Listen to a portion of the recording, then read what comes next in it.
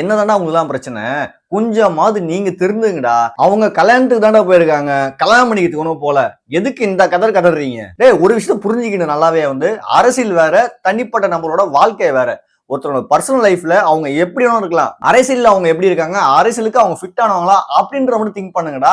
ஒருத்தர் கேக்குறாரு, ஐயோ என் குடும்ப ஓட்டே விஜய் தான் வச்சிருந்தேன், இவர் இப்படி பண்ணிட்டாரு. எப்பா அப்படிதான் நீங்க நினைச்சு ஓட்டு போடுறீங்க அப்படின்னா, காமராஜை தவிர்த்து வேற யாருக்குமே நீங்க ஓட்டே போட்டிருக்க முடியாது. ஏன்னா ஏடிஎம்கே இருக்கட்டும், டிஎம்கே இருக்கட்டும், இவங்களோட பர்சனல் லைஃப் நீங்க எடுத்து பாத்தீங்கன்னாக்கா வேற மாதிரி இருக்கும். கலைஞர் 3வது வைஃப் மேடையிலே இன்ட்ரோ பண்ணுவாரு. அப்படி இருந்த இந்த அரசியல் வரலாறுல இதெல்லாம் ஒரு விஷயமே கிடையாது. ஆளுங்கட்சிக்காரன் தான் நம்மளை வீழ்த்தணும் அப்படின்றதுக்காக பர்சனல் ரீதியா அவ்வளவு அட்டாக் பண்றானுங்க.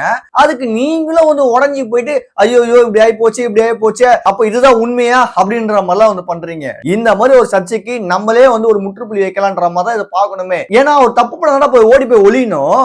ஒண்ணு தெளிவா தெரிஞ்சுங்கடா, பனைமரத்துக்கு கீழே உட்காந்து பாலியை குடிச்சாலுமே அது கல்லுன்னு தான் சொல்லுவாங்க. அது மாதிரிதான் இப்ப நடந்துட்டு இருக்கு. இதெல்லாம் ஈஸியா நம்ம கடந்து போயிட்டே இருக்கணும். அதை விட்டுட்டு நம்மளே ட்ரோல் பண்ற மாதிரிலாம் பண்ணக்கூடாது. விமர்சனம் பண்ற அளவுக்கு நம்ம போக கூடாது. நம்மள பார்த்து ஆப்போசிட்ல விமர்சனம் பண்றனா அவனுக்கு வைத்தறிச்சில்ல. அதெல்லாம் நம்ம கடந்து போயிட்டே இருக்கணும். சரியா?